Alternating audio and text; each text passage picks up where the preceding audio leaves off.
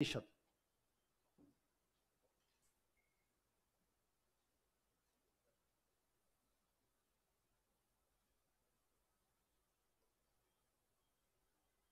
उप प्लस निषद। गुरु की समीप बैठकर दार्शनिक ज्ञान प्राप्त करना। दार्शनिक ज्ञान प्राप्त करना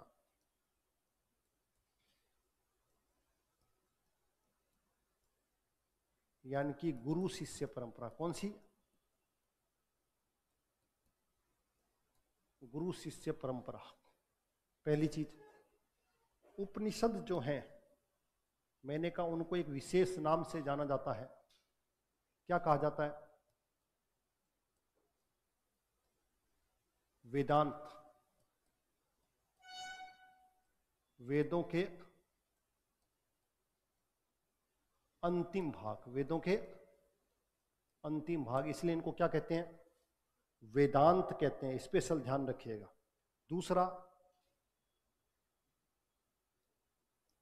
इन्हें भारतीय दर्शन का जनक भी कहा जाता है।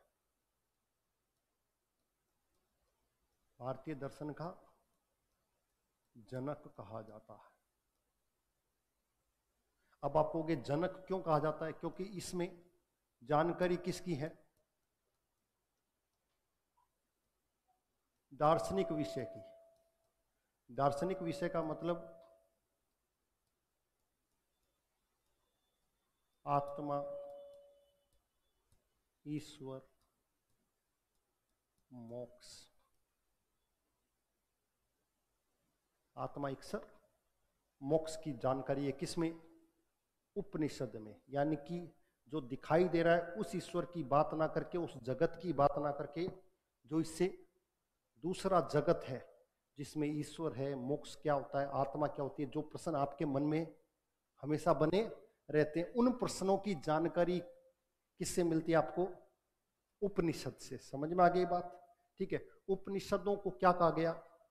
वेदांत कहा गया, क्योंकि वेदों का अंतिम भाग इनको माना जाता है। पहली चीज, भारतीय दर्शन का, इंडियन फिलोसफी का जनक किसको माना जाता है?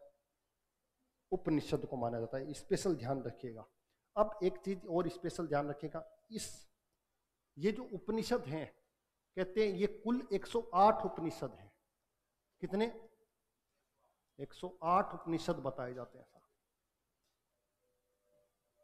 108 उपनिषद बताए जाते हैं। और कहते हैं ये 108 उपनिषद की जानकारी किस में है? तो एक उपनिषद है जिसका नाम है मुक्ति का उपनिषद।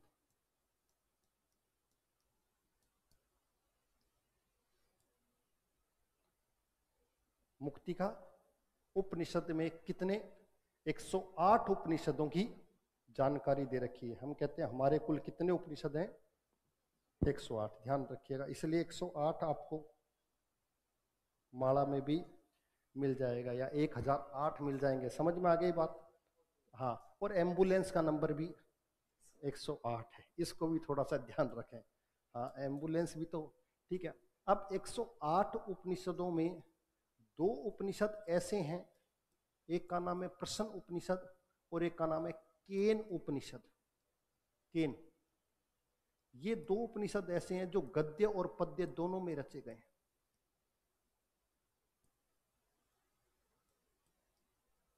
गद्य और पद्य दोनों में रचे गए उपनिषद कौन से हैं? ठीक है, पहली चीज। दूसरी, मैंने आपको कहा था कि आपका जो ऋग्वेद है कौन सा?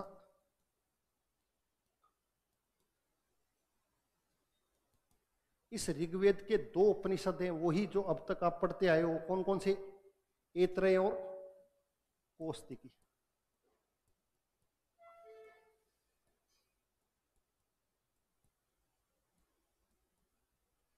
ऐत्रेय और कौस्तिकी दोनों ही आरण्यक है, दोनों ही ब्राह्मण है और दोनों ही उपनिषद हैं। किसके? ऋग्वेद के। इसको ध्यान रखिए। उसके बाद आता है कौन सा? यजुर्वेद। यजुर्वेद के अंदर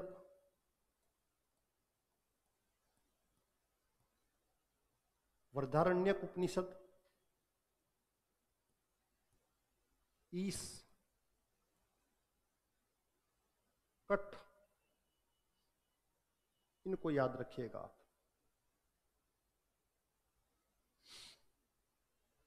उसके बाद आएगा आपका कौन सा, सामवेद। सामवेद के अंदर आपको मिलने को मिलेगा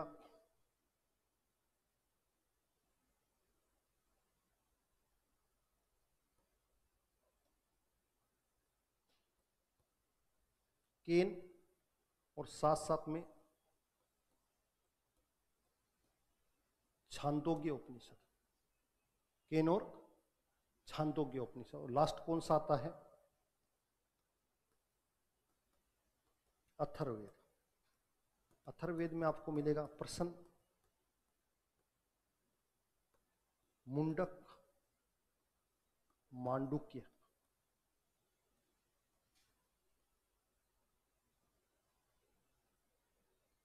ये कुछ इसके उपनिषद माने गए हैं।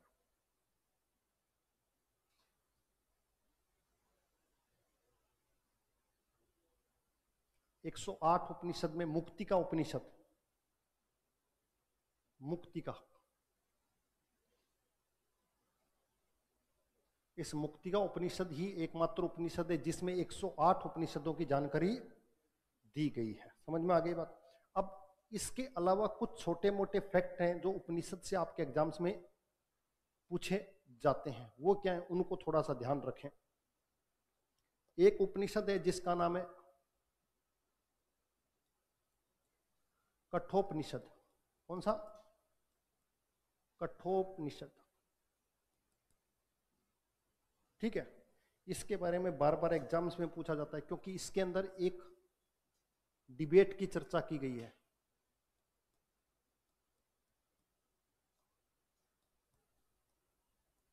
यम और नेचिकेता की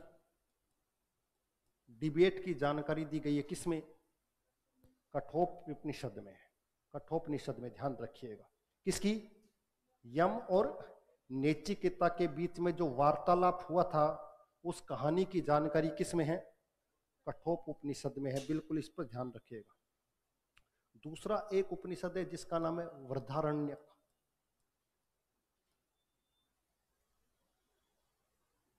वृहदारण्यक, इस उपनिषद में याज्ञवल्क्य और गार्गी के संवाद की जानकारी। याज्ञवल्क्य ऋषि और गार्गी के बीच में कौन सी डिबेट और चर्चा का विषय की जानकारी किस में दी गई है, वृहदारण्यक उपनिषद में दी गई है। इस उपनिषद के बारे में दो बातें और याद रखनी है। एक तो ये सबसे बड़ा उपनिषद है, सबसे बड़ा उपनिषद है, ध्यान रखिएगा।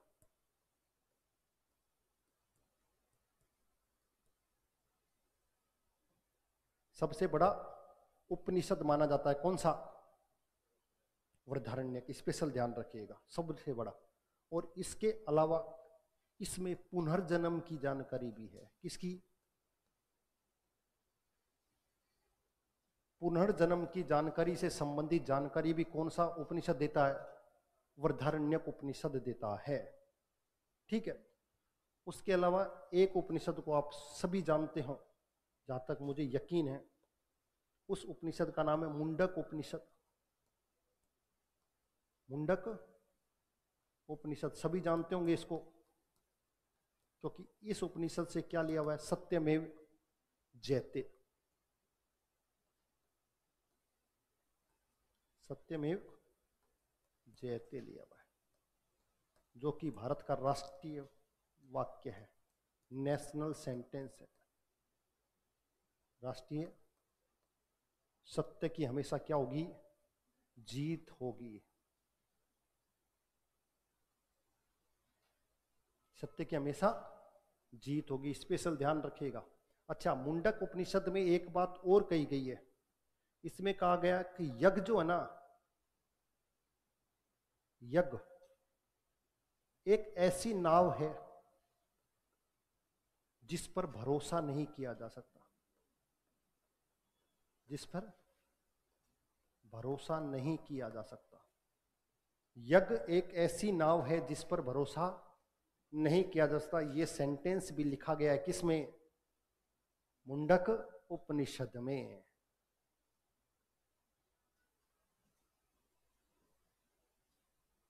ठीक है। इसके अलावा एक उपनिषद है जिसका नाम है मांडुक्य उपनिषद। अभी पढ़ा था अपने ने मांडुक्य। मांडुक्य के बारे में एक बात ध्यान रखना, सबसे छोटा उपनिषद, सबसे छोटा उपनिषद कौन सा? मांडुक्य उपनिषद। स्पेशल ध्यान रखिएगा इसको। बड़ा और छोटे का तो नाम आपको पता ही होना चाहिए।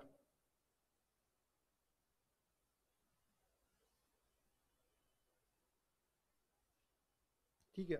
सबसे बड़ा कौन सा है? वृहदारण्यक। सबसे छोटा कौन सा है? ठीक है। एक उपनिषद है जिसका नाम है ईशोनोपनिषद, ईशोपनिषद, ईशोपनिषद। इसमें निष्काम कर्म की जानकारी दी गई है। निष्काम कर्म क्या अर्थ होता है? निष्काम कर्म का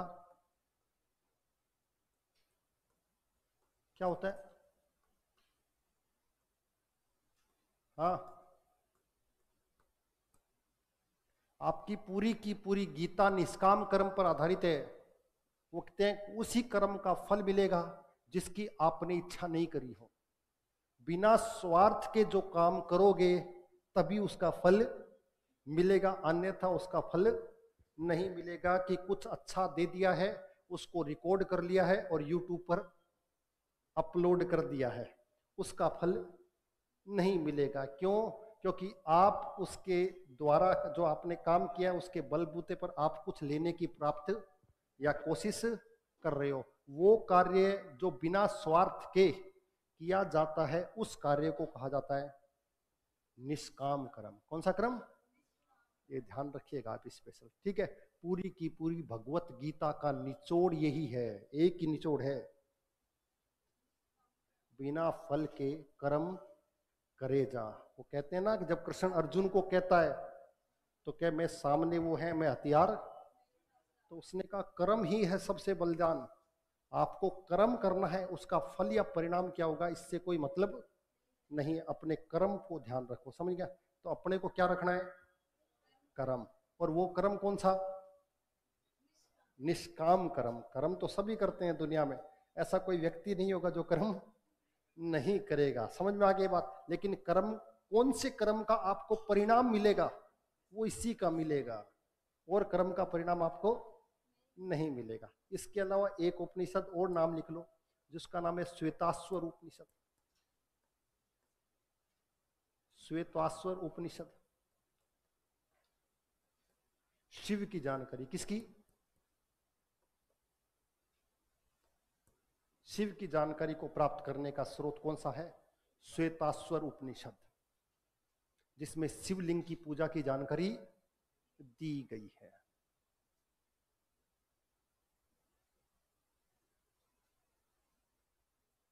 ठीक है। ये पूरी कहानी किसकी थी?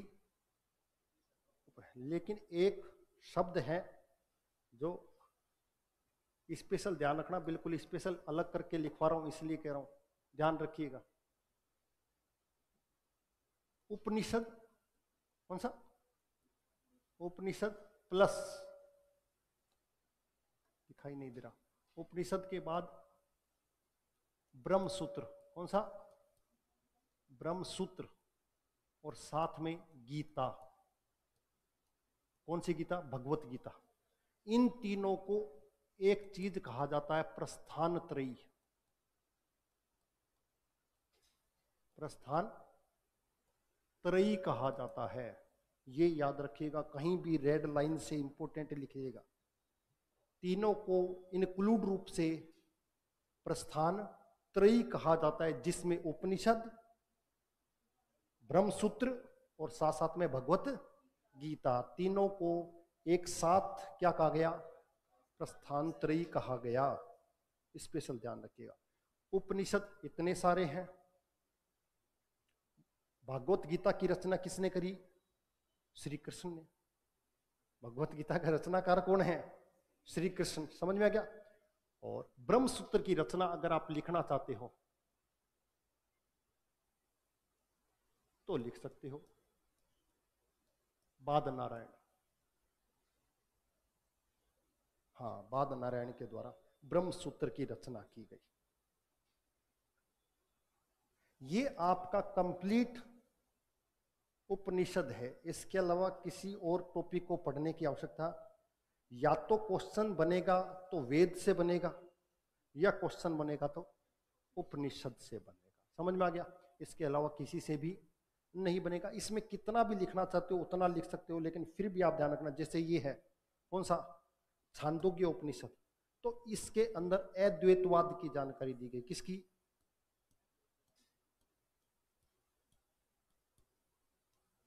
अद्वैतवाद। कोई द्वैत नहीं है, कोई द्वैत नहीं है। जो चीज दो दिखाई दे रही है वो दो नहीं है, वो एक ही है। प्रकृति और पुरुष, प्रकृति और पुरुष। समझ में आ गया? वो अलग अलग आपको दिखाई दे रहे हैं लेकिन वो एक ही है। उस विचारधारा को कहा जाता है अद्वैतवाद। कौन सा? और अद्वैतवाद का कॉन्सेप्ट भारत में दिया किसने? तो एक व्यक्ति मैंने आपको पहले बताया था, शंकराचार्य। कौन सा? शंकराचार्य। स्पेशल ध्यान रखिएगा, शंकराचार्य का कॉन्सेप्ट है अद्वैतवाद,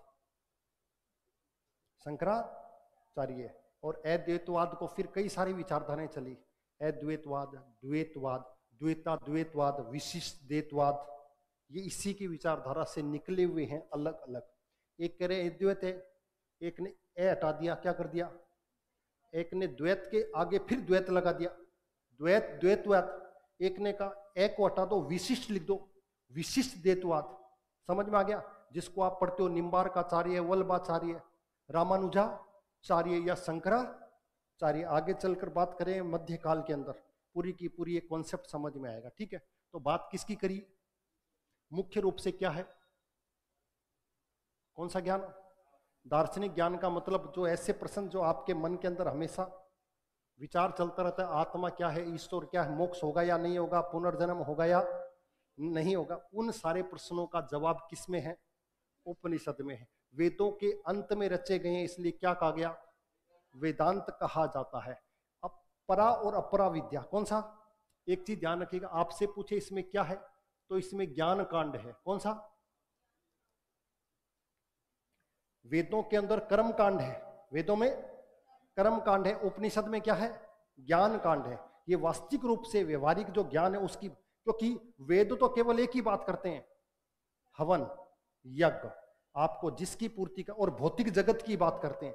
ये भौतिक जगत की बात नहीं करते, ये अभौतिक जगत की बात करते हैं। जो दिखाई दे रहा आंखों से, उसके अलग जो दुनिया है उसकी बात कौन करता है?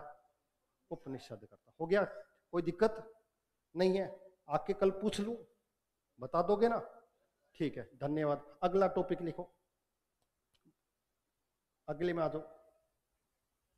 पुराण, हेडिंग डालो पुराण। ये छोटा सा टॉपिक है। हाँ, पुराण में एक छोटा सा है। एक तो वैदिक साहित्य का भाग नहीं है। किसका भाग नहीं है? ध्यान रखिएगा, ये स्पेशल बता रहा हूं मैं फिर आपको। वैदिक साहित्य का भाग नहीं है, पहली चीज। दूसरा, फिर पुराणों में है क्या? तो पुराणों के अंदर क्या है?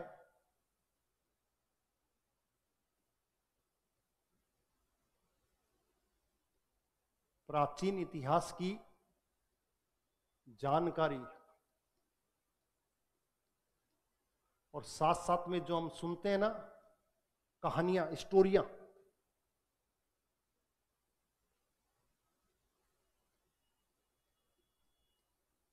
कहानियां, या एक नाम और दे देते हैं इनको, किंवदंतियां।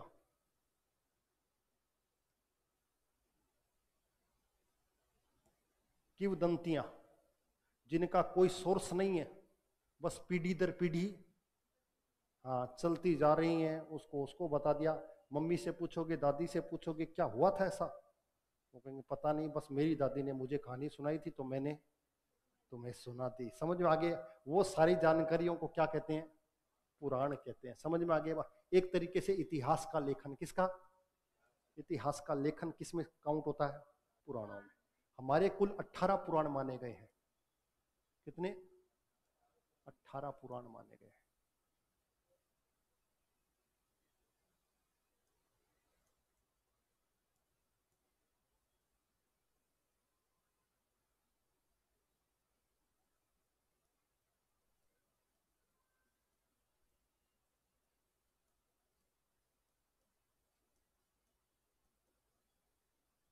उग्र सर्वा और लोमहर्ष, इन व्यक्तियों को पुराणों का रचयिता माना जाता है। उग्र सर्वा और लोमहर्ष को पुराणों का रचयिता माना जाता है। जब कोई कम समय में मृत्यु हो जाती है, किसमें? कम समय में मृत्यु हो जाती है, तो आपको पता है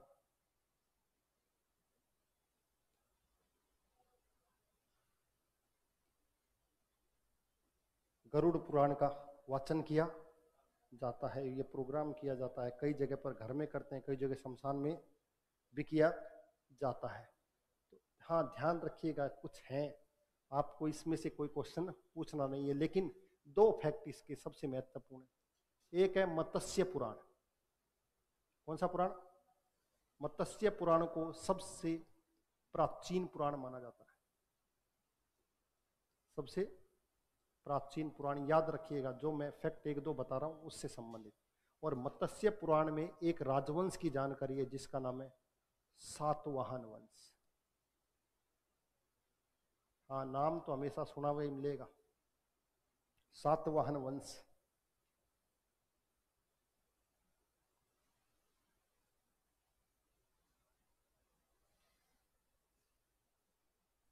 सातवाहन वंश की जानकारी है। एक पुराण है जिसका नाम है वायु पुराण।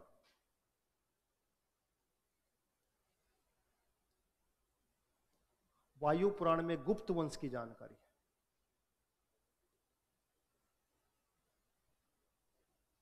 वायु पुराण में गुप्त वंश की जानकारी है। एक है विष्णु पुराण। विष्णु पुराण मौर्य वंश की जानकारी।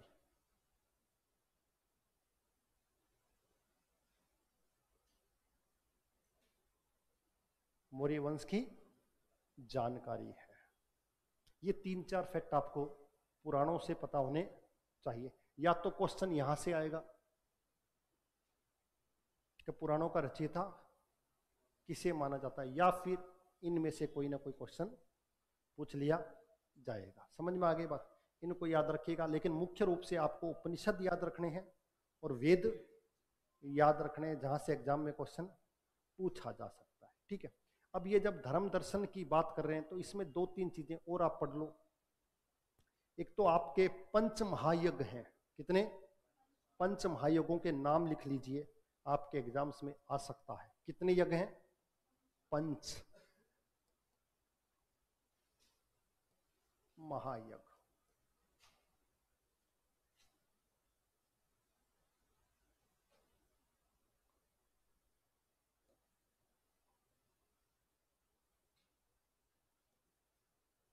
भूत यज्ञ,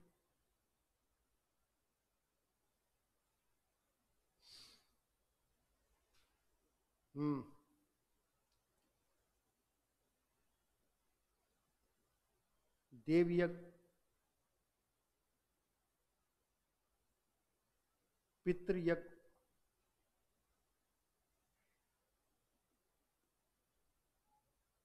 नरय यज्ञ या फिर इसको मनुष्य यज्ञ भी कहते हैं।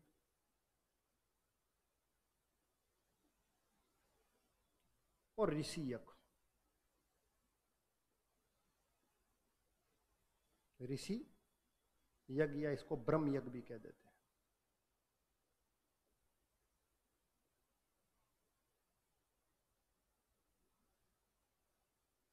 ये पंच महायज्ञ हैं आपके। कितने? पंच। भूत यज्ञ जीव जंतुओं के लिए। किसके लिए?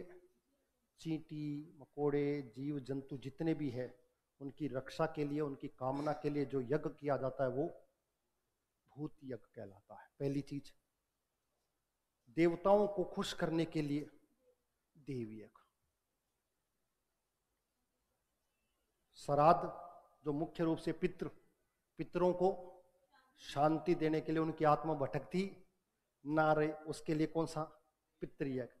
नृ यज्ञ या मनुष्य यज्ञ अतिथियों के आवागमन जब होता है उनके सम्मान के लिए जो किया जाता है वो मनुष्य यज्ञ। नृ यज्ञ आता है। ऋषि यज्ञ अध्ययन अध्यापन से संबंधित ज्ञान विद्या के लिए जो यज्ञ किया जाता है वो ब्रह्म यज्ञ या फिर ऋषि यज्ञ के रूप में जाना जाता है। फिर से बता रहा हूं, भूत यज्ञ किसके लिए?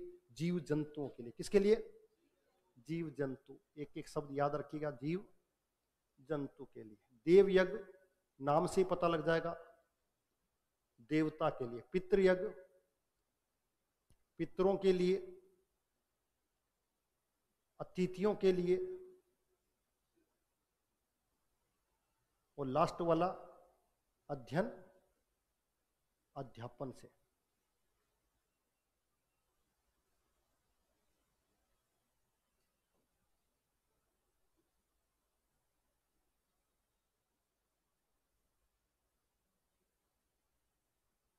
अध्ययन अध्यापन से संबंधित।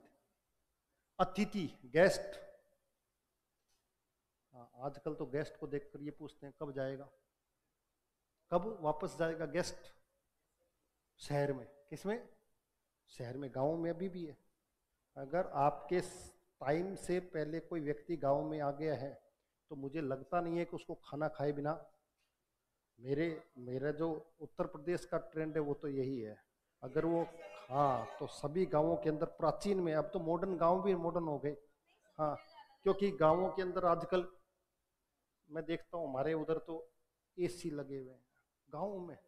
मुझे समझ में नहीं आता कब उनको गांव कहूँ तो कहूँ कैसे। म्यूजिक उनके पास है, ट्रैक्टर उनके पास है, ट्यूबवेल उनके पास है, गीजर उनके पास है, गैस उनके पास है। फिर बचा ही क्या है कि ये गांव में या बस घूमने वाला नहीं होता। शहर में आदमी मॉल में घूम लेता, बस इतना ही अंतर है। बाकी गांव में और शहर में कोई अंतर। एक अंतर हुआ करता था जिसके कारण ये सारी व्यवस्थाएं गड़बड़ा थी, उसका नाम था बिजली, इलेक्ट्रिसिटी। उस इलेक्ट्रिसिटी ने जब वो गांव में भी 20-20 घंटे आने लग गई तो उस अंतर को उसने खत्म कर दिया। ठीक है। पिक्चर हॉल तो शहर में भी कोई नहीं जाता अब। किसमें? बिल्कुल आएगी, शिव पुराण इसमें आएगी। इसमें ही 18 पुराणों में आएगी। 18 पुराणों में शिव पुराण, वरा पुराण, कुरुम पुराण, भविष्योत्तर पुराण, बहुत है पुराण। इंपोर्टेंट में यही क्यों? क्योंकि इसका कारण अपने एग्जाम की दृष्टि से। कौन सी?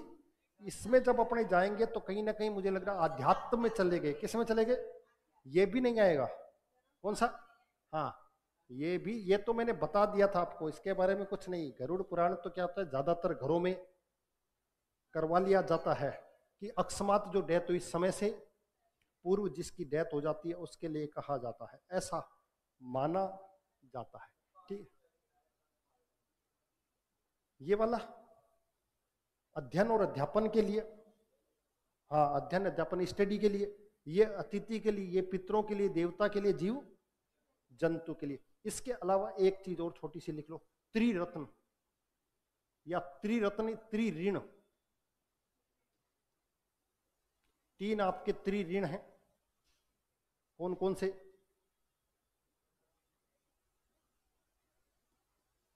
देव ऋण, दूसरा पितृ ऋण और तीसरा ऋषि ऋण। इन तीनों कर्ज को भी आपको चुकाना है। देव ऋण, पितृ ऋण और ऋषि ऋण।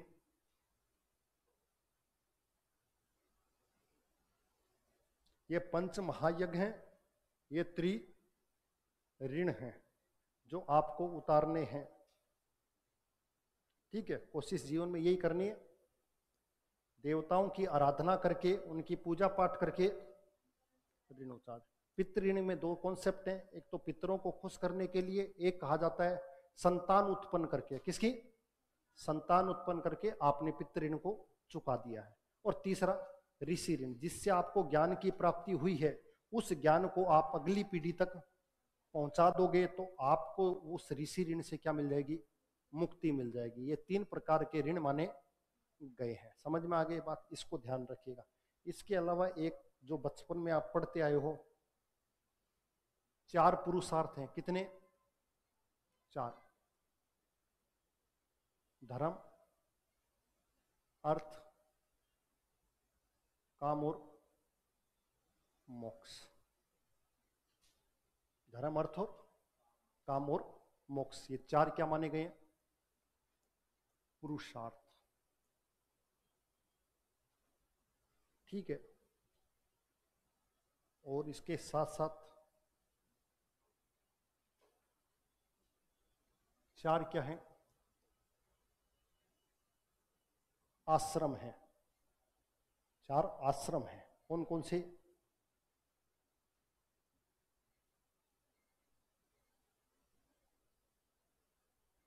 ब्रह्मचर्य आश्रम,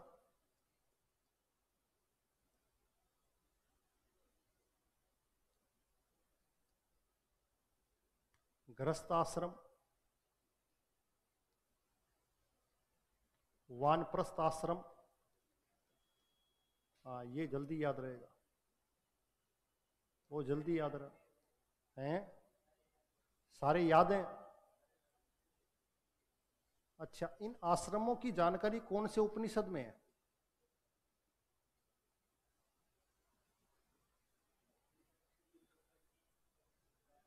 हाँ, वो तो सामान्य है कि हमारी आयु को एवरेज माना गया है। 100 वर्ष के हिसाब से इन 4 को डिफाइन किया गया है। 25, 25, 25, अब 15-15 कर लो, आगे 10-10 कर लेना, आगे 10-10 कर लेना। जो भाई एवरेज आपकी जो आपकी आयु है, औसतन आयु, इंडिया की औसतन आयु शायद 67, 63, 4 के आसपास इतनी है हिंदुस्तान की औसत आयु। तो उसके हिसाब से 15-15, 16-16 साल आपकी उम्र हो जाएगी 25 की जगह। वो उस समय 100 वर्ष थे। ठीक है, इसको ध्यान रखिएगा। देखिए,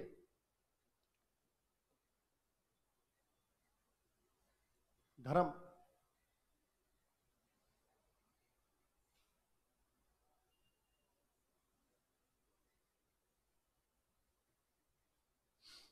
धर्म ब्रह्मचर्य आश्रम में जहां आप शिक्षा प्राप्त करते हो। क्या प्राप्त करते हो?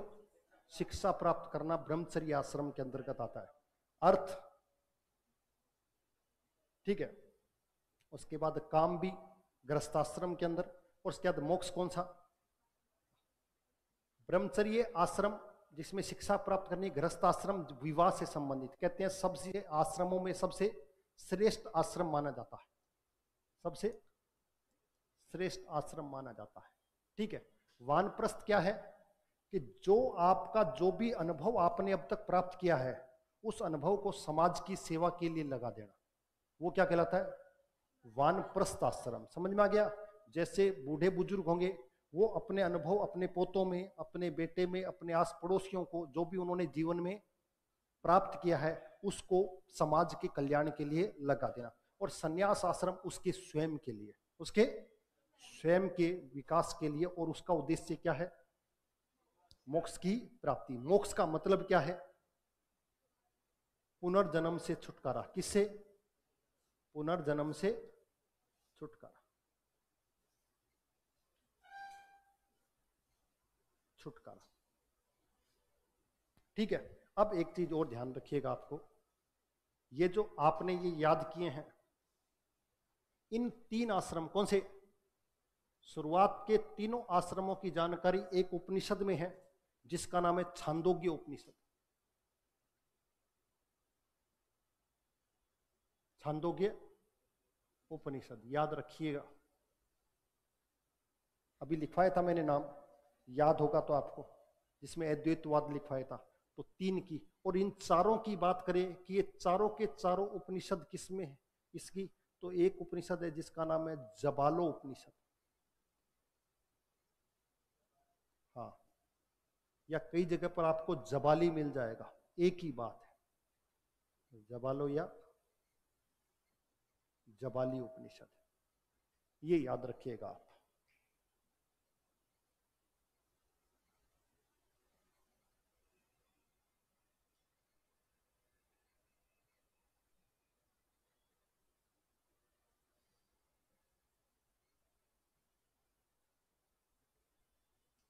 ठीक है,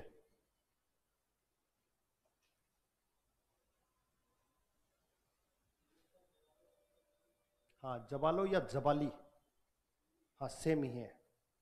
तो 4 आश्रम बता दोगे, ठीक है। 3 आश्रमों की जो स्थापना या जानकारी हमको वैदिक काल में मिलती है, और कहते हैं जो लास्ट और अंतिम है उसकी जानकारी महाजनपद काल में मिलती है। कौन से, महाजनपद काल के अंदर चौथे और अंतिम आश्रम की। ठीक है, इसको ध्यान रखिएगा। अब आपका जो टॉपिक चल रहा था धर्म दर्शन के अलावा, वैदिक काल और उत्तर वैदिक काल, समझ में आ गया।